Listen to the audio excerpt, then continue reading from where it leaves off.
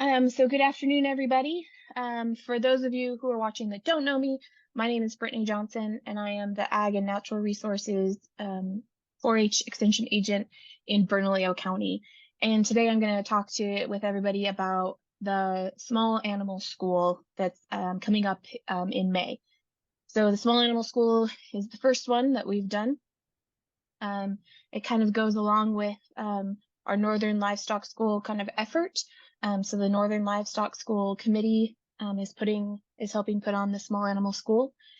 Throughout the state, we do focus on livestock, and then we also have a dog school and a horse school, but we haven't had anything for our small animals. So this small animal school will focus on rabbits, cavy, and poultry. It will be held on May 18th at the Bernalillo County Extension Office in our 4-H building next door. It will run from registration will open at 8 a.m. and will run until probably around 5 p.m. on that Saturday. We are going to open it up. We'll have the 3 tracks, poultry, cavy, and rabbit. We'll limit the capacity of each track to 30 kids per track, so 90 kids in total for that. We also are going to offer a clover bud track. So up to 10 clover buds per species can also participate, and we'll have clover bud appropriate projects and activities for them to do through the day as well. There will be a registration fee of $50 to help us cover some of our expenses, and hopefully so that we can cover food and t-shirts, and we want to do giveaways and prizes and other materials. We'll have 3 sessions through the day, and they'll each touch on the same theme. So in each track, the first session of the day will cover basic breed standards and breeds, as well as going over body parts for each species. The second track will cover care of the animals, as well as going over some common diseases and illnesses.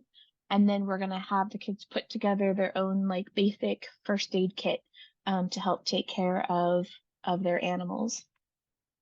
And then the afternoon, after lunch, we'll do a tutorial on showmanship. And then after that, we're actually going to do a mini showmanship show. And while some of the kids are participating in that, we'll have some side activities, putting together treats and toys, all edible and all safe for the animals, as well as if anybody needs help with ear tattooing, we'll have some people there to help with tattoos. After the showmanship mini show, we're going to try and put together a breeder's showcase and a / ask the experts, so that kids can go and talk to breeders in our area. I'm trying to track down some poultry breeders. I have some rabbit breeders, so kids can go and ask questions and get more information about the small animal projects and where they can find animals to show.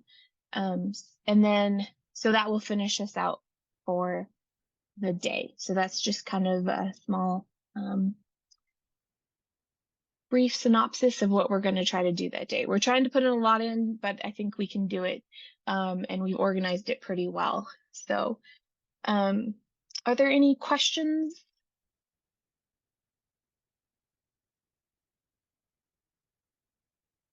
Anything that I didn't cover?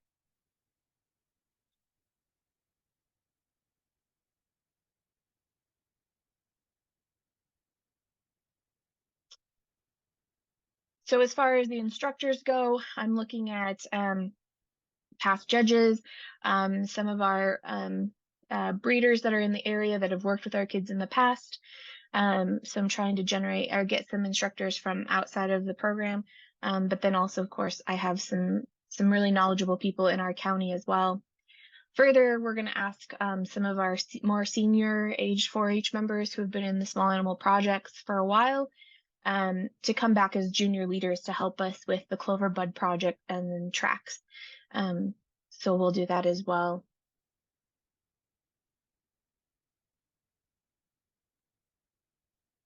That's great, Brittany. I do have a question, if you don't mind. Sure. Should we advise kids to bring just one animal for which track they choose? Yeah, good point. So one animal probably for whatever track is probably the best. And then if they're unable to bring an animal or feel like it's going to be too stressful for their animal, they can come without bringing an animal too. And we should have plenty of hands-on abilities with some of the animals from our county as well. So we won't stress out animals too much by passing them around too much. But if for some reason they cannot bring an animal, they can come without bringing an animal. Oh, which brings me to the other point. If kids need to bring in an animal and drop them off Friday night because they need to stay the night, they'll be a part on the registration, but let us know and they can drop them off Friday evening, and they can stay in the 4-H center overnight. So That's but that great. will be on the registrations. Yeah. Okay, thank you. And then should they just plan to put their animal in your cages or have them stay in their cages? If they have their own cage, that's excellent, and that will be really nice. We'll have a few cages, and that will also be indicated on the registration so that if we need to be able to provide a cage, then they can indicate that. If they have their own, then we'll just utilize their own cage if it's suitable. So, Thank you. Thank you very much. you're welcome. Yep.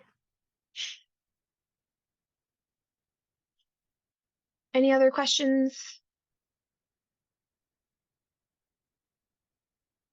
I'm hoping registration will go out early next week. Or early next week. And it'll close the first week of May so that we have time to get everything done that we'll need to after knowing some numbers from registration. So that should be coming out very soon.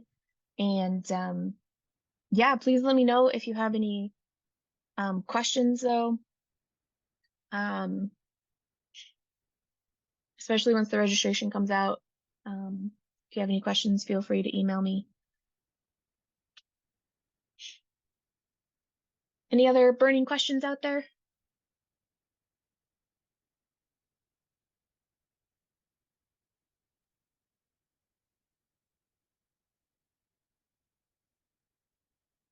Thank you so much for that. You're very welcome. We're all looking forward to this and kind of excited to be able to put this school on for our kids. Awesome. We'll help spread the word. Thank you. I appreciate that. So if there are no other questions, I'll go ahead and stop the recording. If any other questions do come up, you guys all have my email address, so please feel free to reach out. Thank you. Thank you.